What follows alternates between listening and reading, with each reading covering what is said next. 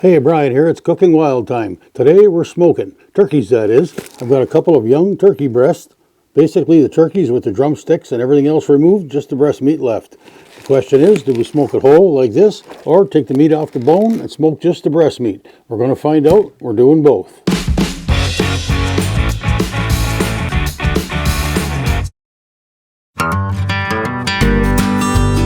So, a couple of turkey breasts. Step 1 in our smoked turkey comparison is brining.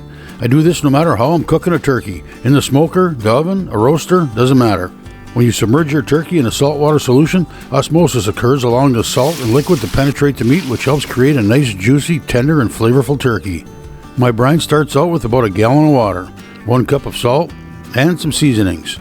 Garlic, rosemary, sage, bay leaves, thyme, and black pepper. About a cup of brown sugar, and a cup of maple syrup. You could use honey instead of maple syrup or just use all brown sugar. Add some oranges, squeeze them and throw them in. Same with the lemons. Now just bring it to a boil to dissolve the sugar and the salt. I like to let it slowly boil for about 5 minutes or so to get all the juices flowing. Now we need to cool it down before dropping our turkeys in. I add in a jug of apple cider or apple juice, which I put in the freezer for a while to cool down. Then a bunch of ice. Some time in the snowbank doesn't hurt either. Now it's turkey time. As I mentioned, one is going in as is. The other, I'm going to fillet the breast meat off the bone and into the brine. If you want to speed up the process a bit, you can always inject the brine directly into the meat. After an overnighter in the fridge, our turkey took a quick shower, dried off, and is ready for a smoke. I put together a seasoning rub just for today's turkey smoke. If you'd like to give it a try, you can get it at cookingwildseasonings.com. Put as much or as little on as you like.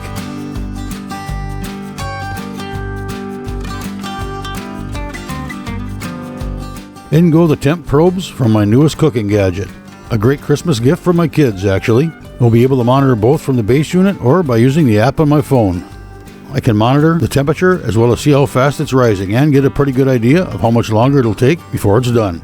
I do love gadgets. In the smoker at about 225 degrees.